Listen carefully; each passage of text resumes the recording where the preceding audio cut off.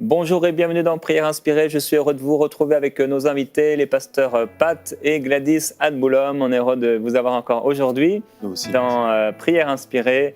Et je vais vous rappeler donc que les pasteurs Adboulom sont pasteurs pas très loin de Versailles, à 15 minutes, 10-15 minutes de Versailles. 10 minutes. Oui. 10 minutes de Versailles. Tout à Donc fait. si vous êtes de la région, vous n'avez pas d'église, vous serez les bienvenus à l'église Centre de vie chrétienne. Et avec vous, on est en train de parler des couples, comment avoir un couple épanoui. Aujourd'hui, on va parler de la prière d'accord.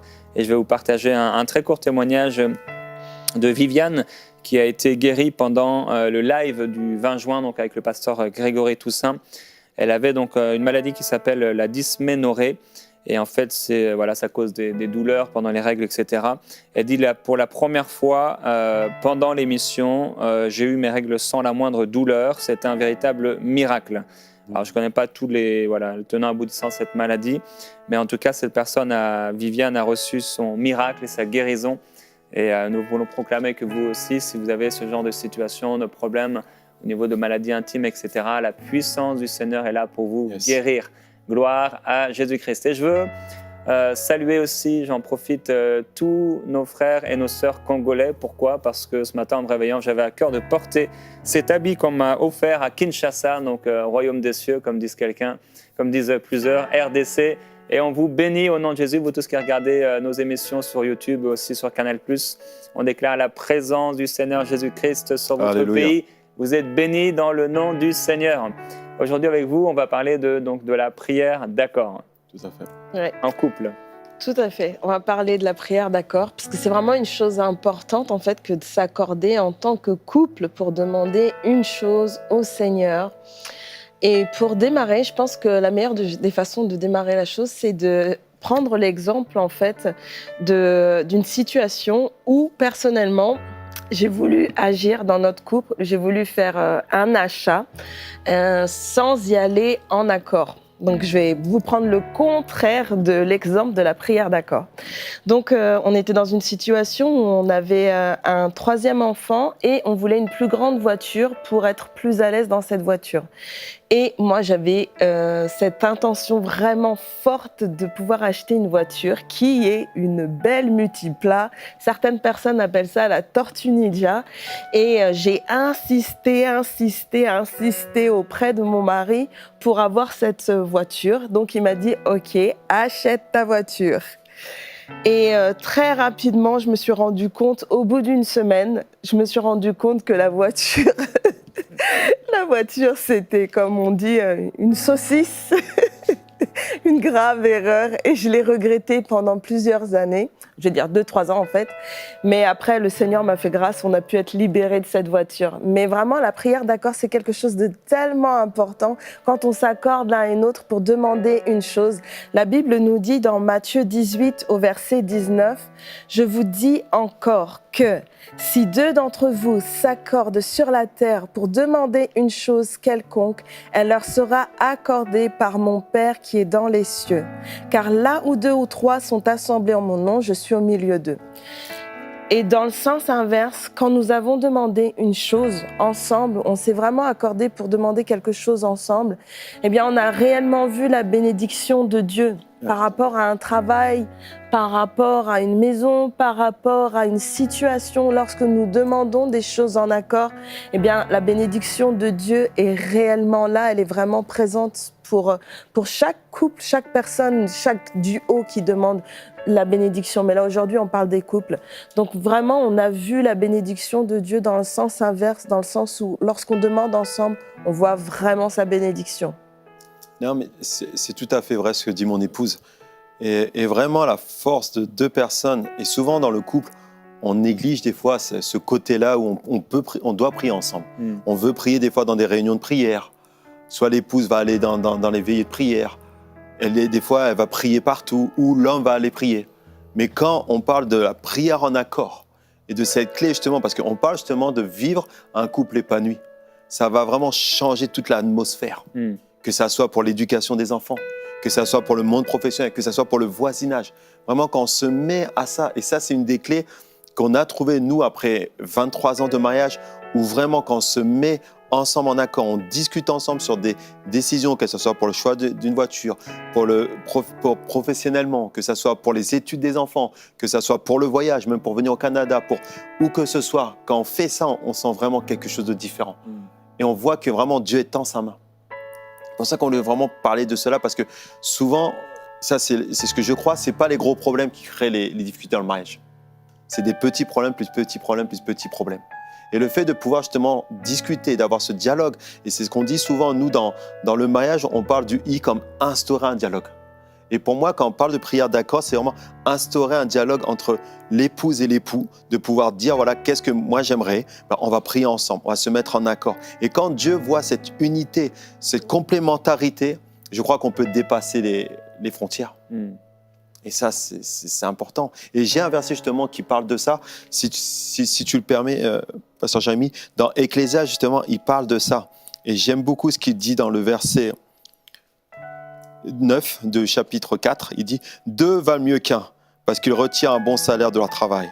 Car s'il tombe, l'un relève son compagnon, mais malheur à celui qui est seul et qui tombe sans avoir un second pour le relever. » Et nous voyons que quand nous passons du temps ensemble à prier, souvent, on parle de propositions, de projets, que ce soit un projet professionnel, que ce soit un projet même spirituel. On parle de ça. Mais moi, j'aimerais parler aussi d'autre chose, c'est que quand on se met en accord aussi sur notre vie à nous, personnelle, parce qu'en tant qu'époux et épouse aussi, on a des aspirations qui sont peut-être différentes et c'est légitime parce qu'on vit ensemble et on a aussi des choses qu'on a envie de faire.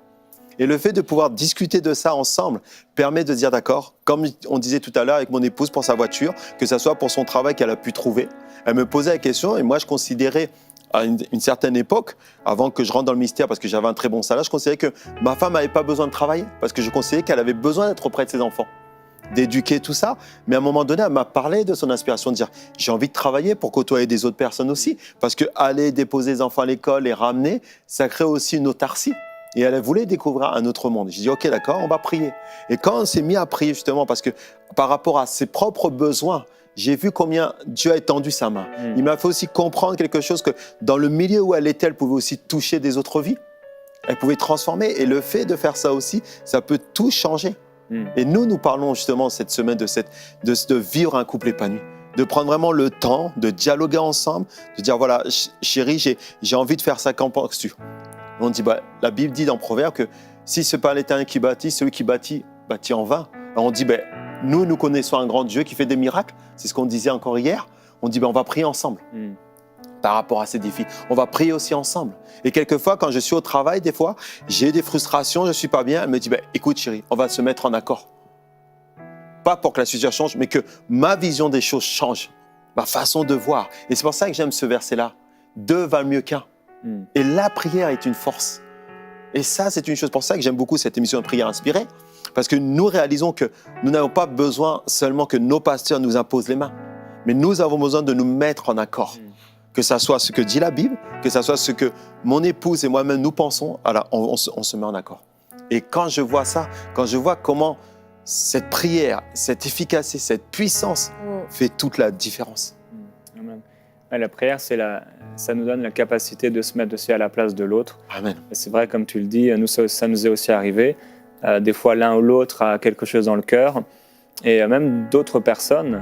Et le fait de commencer à prier par rapport à la situation, de mettre des mots sur ça, ça permet à Dieu de nous donner un peu son cœur, comment lui pense, comment lui voit, ses sentiments. Et j'avais un verset tout à l'heure qui m'est venu par rapport à ce thème d'aujourd'hui, sur la prière d'accord. C'est dans Matthieu 27, 34. C'est quand Jésus est sur la croix, il est écrit « Ils lui donnèrent à boire du vin mêlé de fiel. Mais quand il le goûtait, il ne voulut pas boire. Du vin mêlé de fiel. C'était du vin mélangé. » Et ça nous rappelle cette statue qui avait les pieds à la fois d'argile et de fer et qui n'a pu tenir parce qu'elle était mélangée. Parce qu'il y avait des alliances humaines et c'était un mélange. Et Dieu nous appelle à ne pas être mélangés. Et des fois, nous sommes mélangés avec la vision de l'un, la vision de l'autre, la vision de l'épouse et de l'époux. Mais le fait de se mettre ensemble, de s'unir dans la prière en disant, c'est vrai, on est différents, on a des pensées différentes, peut-être on n'est pas d'accord sur ça, mais là, on va se mettre devant Dieu en accord, on ne va pas être mélangés. On va s'unir par rapport à ça. Et déjà, c'est comme si la prière était déjà, entre guillemets, faite. C'est ça. C'est le plus grand effet, le plus gros effet, parce qu'on a eu l'humilité de se dire, on va se mettre ensemble. Et souvent, ça demande de l'humilité à un, celui qui n'est pas d'accord, peut-être aux deux des fois. Mais quand on se met ensemble, on s'humilie devant Dieu, Dieu peut commencer à agir. Et il y a une force, comme je le disais un peu dans l'unité, il y a une puissance dans l'unité. Alléluia. Plus il y a des gens qui se mettent ensemble et qui réussissent à être unis, plus c'est fort, plus c'est puissant. On a besoin de s'unir dans nos couples respectifs, de pouvoir réussir à trouver cette unité de l'esprit. La Bible nous parle de l'unité de l'esprit. Il faut travailler à cette unité de l'esprit. Des fois, c'est vrai, c'est dur, tout nous pousse à ne pas prier ensemble, à ne pas s'unir parce qu'on se dit ça va, voilà, on n'est pas d'accord, etc. Mais justement, c'est vraiment le moment de s'unir, de se mettre ensemble et de prier ensemble. Et là, Dieu va agir quand on s'humilie un peu, on prend un peu entre guillemets sur soi, et surtout on donne la place à Dieu dans cette situation, on donne la place à Dieu dans ce problème ou dans cette incompréhension. Et là, Dieu peut vraiment agir. C'est ce que tu disais tout à l'heure, c'est ça. C'est qu'on laisse plutôt la place à Dieu. Souvent, on dit oui, Seigneur Jésus-Christ, je t'assais comme Seigneur. Et je crois que la place de notre Dieu, de celui qu'on croit, qu'on prie, il doit être au centre de notre mariage. Et le fait, comme tu disais tout à l'heure, de s'humilier, c'est pas dire qu'elle a plus raison ou j'ai plus raison. Non, c'est dire Seigneur, quelle est ta volonté? Nous pouvons faire beaucoup de choses, mais ne pas faire la seule chose que Dieu nous demande. Nous avons quand même des responsabilités en tant que couple, que ce soit pour nos enfants, que ce soit pour nos petits-enfants ou pour notre ministère. Et le fait de mettre la prière en accord, c'est-à-dire dire Seigneur, voilà, nous ne sommes peut-être pas d'accord, mais nous nous humilions sous ta main. Pas dire oui, elle a plus raison que moi, non, c'est pas ça du tout. C'est pas dire qui est plus grand ou plus petit, parce que celui qui est plus grand, c'est Jésus. Et mettre cette prière, faire cette prière-là, ça veut dire quoi? C'est-à-dire qu'on laisse Dieu au contrôle du mariage. On laisse Dieu au contrôle de nos aspirations, de ce que nous désirons faire. Parce que quelquefois, on veut faire des choses, mais est-ce que c'est ça que Dieu nous demande aujourd'hui? C'est pour ça que je disais alors que celui qui bâtit, si ce n'est pas l'Éternel qui bâtit, celui qui bâtit, il bâtit en vain. Et pour moi, la prière d'accord, c'est ça. C'est tout à fait ce que tu disais. On ne doit pas mélanger aussi nos émotions, nos tendances, nos envies, mais laisser Dieu au contrôle. Et quand nous mettons cette prière en accord, on se dit, voilà, on va se mettre en accord pour prier, ça fait toute la différence. Dans l'Ancien Testament, il y a cet exemple avec un serviteur de Dieu qui demande à l'autre, est-ce que ton cœur est tout entier avec moi? Est-ce que ton cœur est tout entier pour moi? Et par rapport à ce vin mêlé de fiel, je ressens qu'il y a des personnes, vous êtes à l'intérieur mélangés en fait. Il est difficile pour vous de prier pour votre époux, votre épouse, parce que vous êtes déjà mélangés dans le cœur. Et c'est dur de pouvoir s'unir avec l'autre quand on est déjà mélangé. Ça veut dire que dans votre cœur, en fait, il y a à la fois un peu, beaucoup de vous, un peu de elle ou de lui, mais il y a aussi il y a quelqu'un d'autre. Il y a une autre personne et vous êtes mélangés. Vous êtes mélangés parce que vous ne savez plus si vous voulez rester avec la personne, vous ne savez plus si vous voulez vraiment que les choses changent et que les choses s'améliorent. Et il est difficile de s'unir dans ce cas-là. Et vous avez besoin d'avoir un cœur qui n'est pas mélangé, mais un cœur qui est tout entier pour votre épouse et votre époux. Vous avez besoin de faire ce choix dans votre vie, malgré, hier on en a parlé un peu, malgré les difficultés, malgré les tendances de l'autre et les erreurs de l'autre, de faire un choix dans votre cœur. Vous, est-ce que vous serez à 100% pour le Seigneur? C'est ce que disait le prophète avec les faux prophètes de Baal. Il dit, mais est-ce que vous êtes pour Dieu?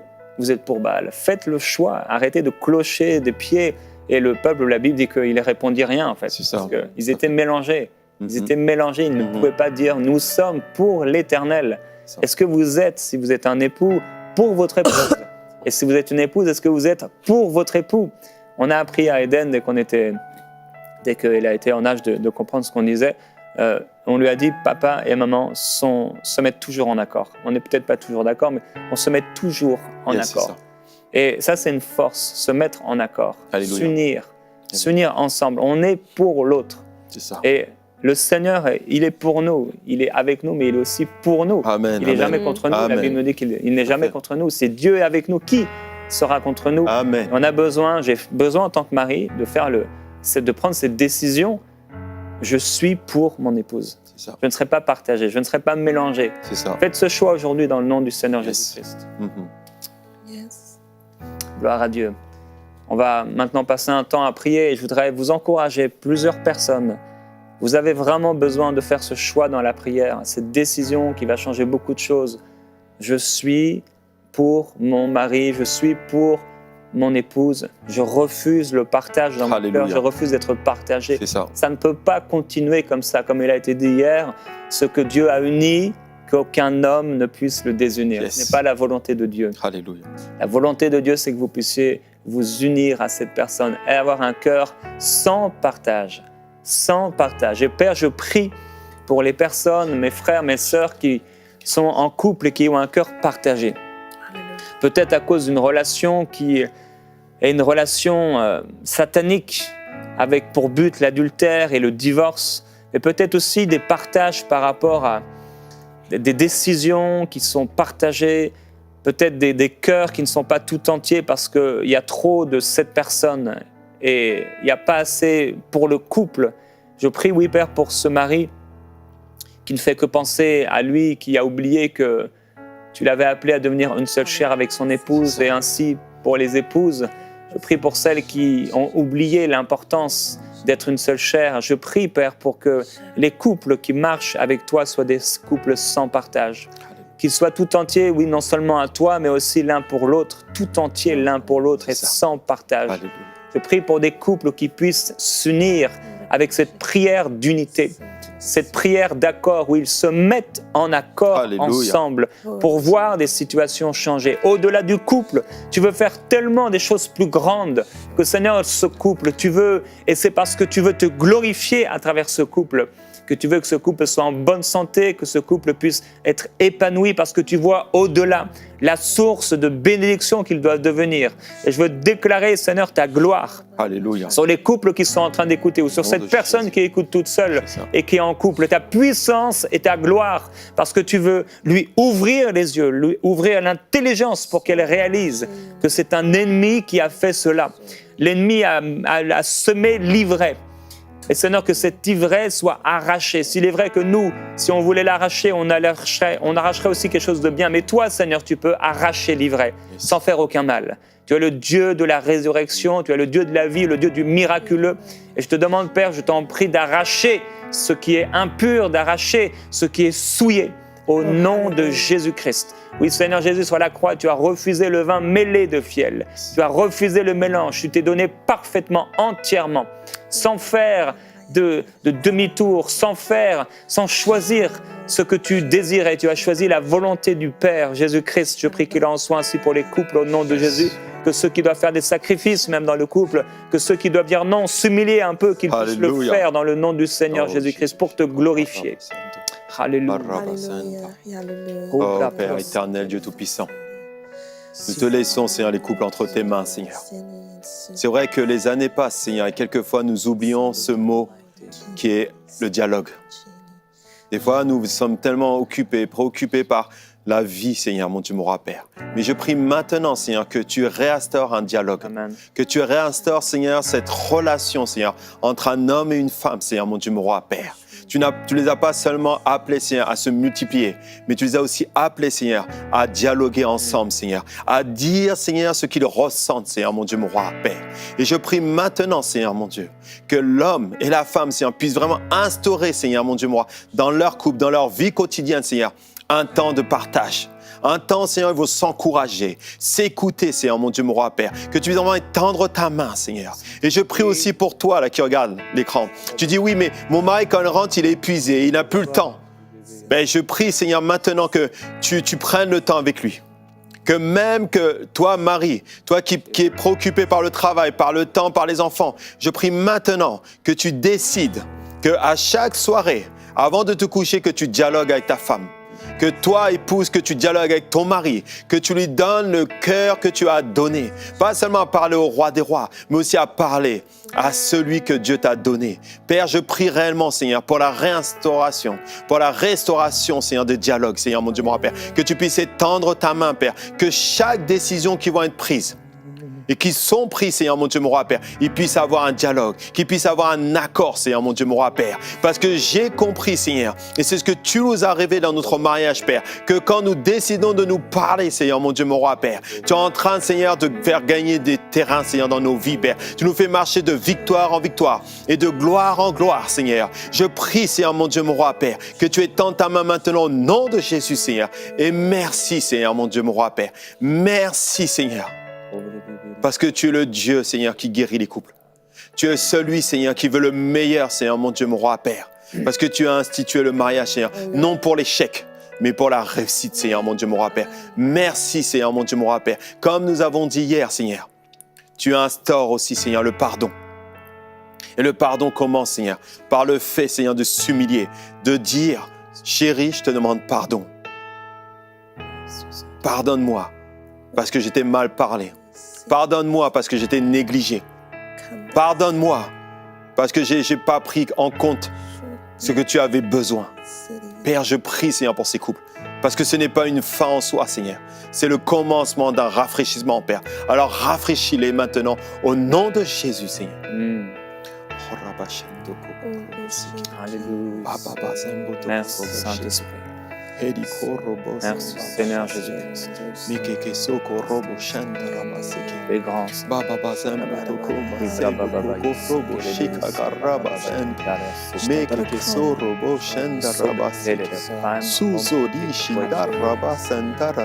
Père, je veux prier pour les fiancés. Certains ont déjà le cœur partagé. Certains sont dans la confusion. Certaines fiancées, elles ont peur de ne pas se marier. Elles se sont engagées avec des gens, avec des hommes. Mais leur cœur est partagé. Elles savent, au fond, que ce n'est pas ta volonté. Alléluia. Je prie qu'il n'y ait aucun mariage qui soit célébré, qui ne soit pas dans ton cœur, qui ne soit pas ta volonté. Je prie que tu épargnes les sœurs et les frères de mauvais mariages, de mariages que tu ne bénis pas. Je prie que tu épargnes les sœurs et les frères des loups, de ceux qui mentent, des hypocrites, de ceux qui ont le cœur partagé, de ceux qui sont faux. Donne le discernement. Je prie, Père, que tu mettes à la lumière ce qui est caché dans les cœurs, ce qui est caché. Je prie que tu puisses le mettre à la lumière, afin qu'aucune épouse, Seigneur, dans quelques années, n'ait à dire « je me suis fait tromper ». J'ai été trompé. Dès le début, j'ai été trompé. On m'a manipulé, on m'a menti. Je prie que ce ne soit pas le partage de ton peuple, que ce ne soit pas le partage des fiancés aujourd'hui, les célibataires qui veulent se marier. Au nom de Jésus-Christ, merci, parce que tu leur donnes du discernement, de l'intelligence, au-delà de ce qu'ils peuvent ressentir, de leurs sentiments, de leurs émotions. Tu fais d'eux et d'elles des femmes et des hommes spirituels qui savent discerner ce qui est bien et ce qui est mauvais, ce qui est pur et ce qui est impur, ce qui vient de toi et ce qui ne vient pas de toi. Merci parce qu'on voit la différence. Ils voient ce qui vient de toi et ce qui ne vient pas de toi. Tu leur donnes un juste discernement. Merci Jésus-Christ. Je te glorifie. Alléluia. Merci Seigneur. Tu es bon. Tu veux nous épargner du mal. Merci Seigneur. Tu veux nous épargner des ténèbres. Tu veux nous épargner des malheurs. Merci pour le témoignage intérieur. Alléluia. Parce que tu as dit que le Saint-Esprit nous conduit. Tu as dit que le Saint-Esprit nous enseigne. Et je prie maintenant, Père, qu'il y ait une onction spéciale maintenant, Seigneur, sur ceux qui regardent cette émission, sur leurs choix, sur leurs décisions, Seigneur, qu'ils vont prendre, Seigneur, mon Dieu, mon roi, Père. Parce que chaque décision a une conséquence dans l'avenir, Père. Et je prie maintenant, au nom de Jésus, Père, fais tomber les écailles de leurs yeux, Seigneur. Qui ne regardent pas, Seigneur, dans le naturel, mais qui regardent spirituellement, Seigneur, ce que tu as préparé, Père. Parce que c'est toi, Seigneur, mon Dieu, mon roi, Père, qui a construit le mariage, Seigneur, mon Dieu, mon roi, Père. Et je prie maintenant, au nom de Jésus, Père, pour ceux, Seigneur, qui veulent se rencontrer, pour ceux, Seigneur, mon Dieu, moi, qui sont dans les fiançailles, Père, que réellement, Père, tu en donnes de la sagesse, du discernement, Seigneur, mon Dieu, mon roi, dans ce qu'ils vont entreprendre, Seigneur, mon Dieu. Parce que tu es le Dieu, Seigneur, mon Dieu, moi, qui connaît chaque chose. La Bible dit, Seigneur, que tu es omniscient, omnipotent, omniprésent, Seigneur, mon Dieu, mon roi, Père. Et je prie, Seigneur, maintenant, Père, pour ces couples, pour ces personnes, Père, qui se rencontrent, Seigneur, mon Dieu, mon roi, qui cherchent, Seigneur, mon Dieu, mon roi, l'âme sœur, Seigneur, mon Dieu, mon roi, comme le disent certaines personnes, Seigneur. Je prie maintenant, Père, que tu leur donnes du discernement. Donne-leur du discernement dans les choix, dans les décisions, Père. Tu n'es pas celui, Seigneur, mon Dieu, moi, qui condamne. Tu n'es pas celui, Seigneur mon Dieu, mon roi, Père, qui va dire, Seigneur mon Dieu, mon roi, celui qui condamne, Seigneur mon Dieu, mon roi, Père. Non, tu es celui, Seigneur, qui console, qui donne de la sagesse, Père. Et je prie maintenant pour de la sagesse, pour des fiançailles. Je prie pour de la sagesse, Seigneur, pour des mariages. Je prie pour de la sagesse, Seigneur mon Dieu, mon roi, Père, pour tout ce qu'ils vont faire, Seigneur mon Dieu, mon roi, Père. Mais qu'il y ait vraiment ces temps d'accord, ces temps de prier, ces temps, Père, de pouvoir instaurer ce dialogue, de pouvoir parler l'un et l'autre, Seigneur mon Dieu, mon roi, Père. Pas du superficiel, mais vraiment avec le cœur. Le cœur, Seigneur, aussi. Et aussi, Seigneur, mon Dieu, je prie aussi, Père, qu'ils parlent de ce que tu as mis dans leur cœur, Seigneur, mon Dieu, mon roi. S'ils sont appelés au ministère, Père, qu'ils parlent de cela, Seigneur, mon Dieu, mon roi, Père. S'ils sont appelés, Seigneur, à voyager, Père, qu'ils parlent de cela dans le nom de Jésus. Pas de peur, disant, qu'est-ce qu'ils vont penser? Non, Seigneur, parce que tu ne veux pas que les choses soient cachées, Père. Alors, merci, Seigneur, pour tout ce que tu fais, Père. Merci pour chaque personne qui regarde maintenant, Seigneur, mon Dieu, mon roi, Père. Merci, Seigneur. Seigneur, je te remercie, mon Dieu, pour cette puissance, cette capacité que nous avons, Seigneur, que nous possédons, Seigneur, dans cette prière d'accord, parce que toi-même, Jésus, tu nous encourages à faire cette prière d'accord. Toi-même, Seigneur, tu nous dis d'accomplir cette prière, Seigneur, et je te prie pour toutes ces personnes qui avaient juste oublié. Je te prie pour ceux qui avaient mis ça de côté, Seigneur, comme nous, on avait pu le mettre de côté pendant un temps. Mais Père éternel, je te prie de te montrer encore à eux, de montrer à quel point leur unité, le fait qu'on soit un en couple, Seigneur mon Dieu, ça a tellement d'importance. Seigneur, il y a réellement une puissance, Seigneur, dans l'accord. Il y a réellement une puissance dans le fait d'être un, de reconnaître que l'autre est dans le couple notre moitié, Seigneur mon Dieu, que devant toi nous sommes un, Seigneur mon Dieu, et que tu nous vois comme une personne, Seigneur. Et lorsque nous élevons à nos voix vers toi, Seigneur, dans l'unité, lorsque nous nous accordons, Seigneur, pour te demander une chose, Seigneur, ton cœur se réjouit, Seigneur. Lorsque nous nous humilions devant ta face pour te demander une chose, nous reconnaissons ta seigneurie dans notre couple, Seigneur mon Dieu. Tu te réjouis, Seigneur mon Dieu, parce que tu veux être cette corde, Seigneur, à 3 fils, Seigneur, qui est dans notre couple, dans notre foyer, Seigneur, dans notre maison. Nous reconnaissons qui tu es, Seigneur, au milieu de nous, Seigneur. Tu es cette 3e corde, Seigneur, cet élément essentiel, Seigneur, à notre vie, Seigneur, mon Dieu. Nous reconnaissons qui tu es, Seigneur, pour qui tu es, Seigneur. Celui qui nous a unis, celui qui a reconnu, celui qui a béni notre couple, Seigneur, mon Dieu.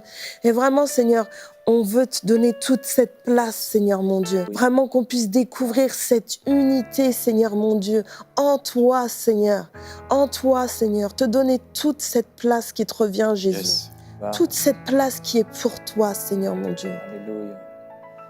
Gloire à Dieu. Et pour terminer, je voudrais encourager aussi vous qui savez vous mettre en accord, mais pour les mauvaises choses, à la manière d'Ananias et Saphira qui se sont mis en accord, mais pour la mauvaise chose. Et je veux vous encourager en tant que couple à ne pas vous mettre en accord pour le mal, mais à vous mettre en accord pour le bien. Yes. Ne vous mettez pas en accord pour quitter votre église d'une mauvaise façon. Ne vous mettez pas en accord pour voler à Dieu. Ne vous mettez pas en accord pour déménager là où Dieu ne vous a pas appelé à déménager.